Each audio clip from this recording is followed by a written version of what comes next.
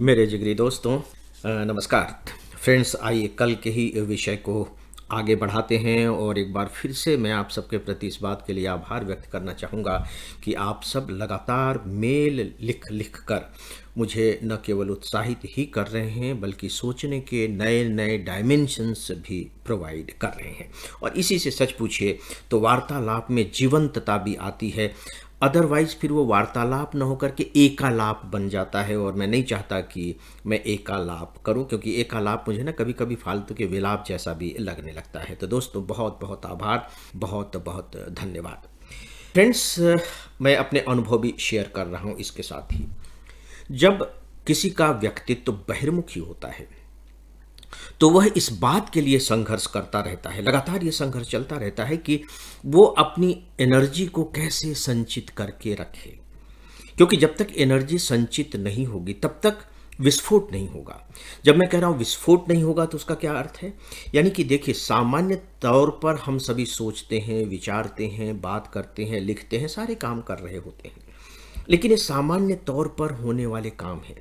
विस्फोट का मतलब है कि जब इन बहुत सारे कामों में से कोई एक काम या अचानक कोई नया काम ऐसा हो जाता है कि हमें खुद यकीन नहीं होता कि यार ये हमने किया है, यानी कि एक बड़ा काम। तो ऐसा तो केवल विस्फोट से ही संभव है। और विस्फोट किससे संभव है? जब अंदर एनर्जी संचित हो। भूकंप कैसे आते हैं, ज्वालामुखी कैसे फटते हैं? तभी ना, जब अंदर बहुत ज़्यादा जो ऊर्जा है वो संग्रहित हो जाती है और वो बेचैन हो जाती है कि नहीं नहीं, अब इस ऊर्जा को बाहर आना है, बाहर आना है। अब ये बात अलग है कि जो ये दोनों माध्यमों से ऊर्जा बाहर आती है वो हम मानव जाति के लिए बहुत ही विध्वंसकारी होती है, वो एक बात अलग है। लेकिन प्रकृति की दृष्टि में तो कोई चीज़ रचनात्मक और विध्वंसकारी होती ही नहीं है, वो तो अपना एक्शन करती जा रही है। तो जो बहिर्मुखी है उसके सामने संकट ये होता है कि वो कैसे अपनी ऊर्जा का संचयन करे, और जो अंतर्मुखी होते हैं उनके सामने ये बहुत बहुत और बहुत बड़ा संकट होता है कि अंदर जो कुछ भी संचित हुआ है उसे वो कैसे बाहर लाएं। देखिए, दोनों बिल्कुल दो अलग अलग ध्रुवों पर खड़े हुए व्यक्ति हैं। दोनों की जो समस्याएं हैं वो बिल्कुल अलग अलग तरह की समस्याएं हैं। यहां मैं एक बात आप सबसे स्पेशली कहना चाहूंगा कि ऐसा कोई बैठकर सोचता नहीं है। यानी कि ऐसा नहीं है कि बहिर्मुखी व्यक्तित्व ने अपना कुछ समय निर्धारित कर रखा है कि इस बीच में मुझे बैठ करके सोचना है कि कैसे मैं अपनी ऊर्जा का संचयन करूं, या अंतर्मुखी व्यक्तित्व बैठ करके गाल पर हाथ रख करके चुपचाप अंधेरे में आकाश को देखते हुए या खिड़की में से झांकते हुए सोच रहा हो कि मेरे अंदर जो कुछ भी संचित है उसे मैं कैसे बाहर ले जाऊं, कैसे अभिव्यक्त करूं। ऐसा वो नहीं होता है। ये सब कुछ सबकॉन्शियस माइंड पर चलता रहता है, उस स्तर पर चलता रहता है। ये बात अलग है कि हमें फिर इस बात का पता भी नहीं चलता कि कुछ ऐसा चल भी रहा है, लेकिन वो चलता रहता है। पृथ्वी घूम रही है, क्या हमें पता लग रहा है कि पृथ्वी घूम रही है? लेकिन पृथ्वी तो घूम रही है। तो जिन चीज़ों के हम आदी हो जाते हैं, जिनका हम जीवन जीने लगते हैं या जिन पर हम आधारित हो जाते हैं, उनके फिर होने न होने का हमें अनुमान थोड़ी लगता है, बिल्कुल भी नहीं लगता। ऐसा हमारी चेतना के साथ भी होता है। हमें अंदाजा नहीं हो रहा होता है कि हमारे अंदर क्या चल रहा है, लेकिन वो चल रहा होता है, वो थमता नहीं है।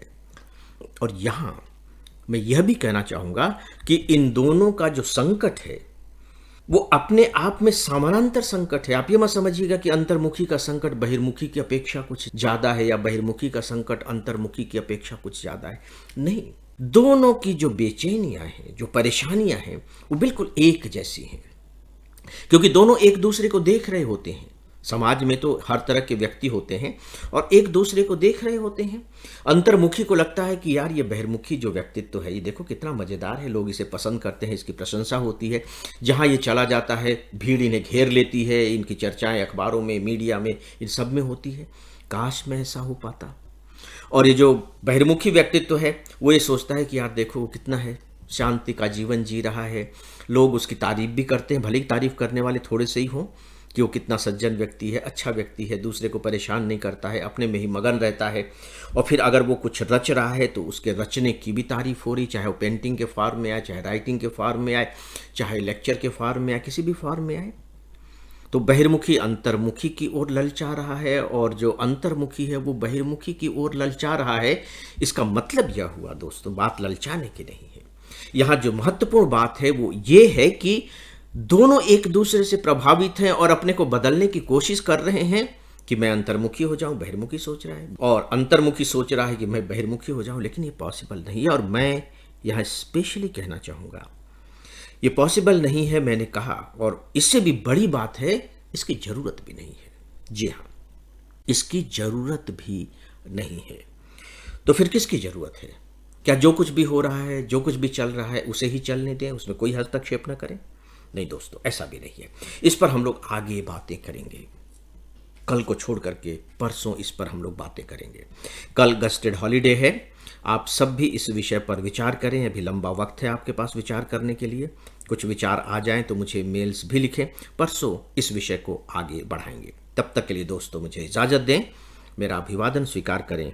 नमस्कार।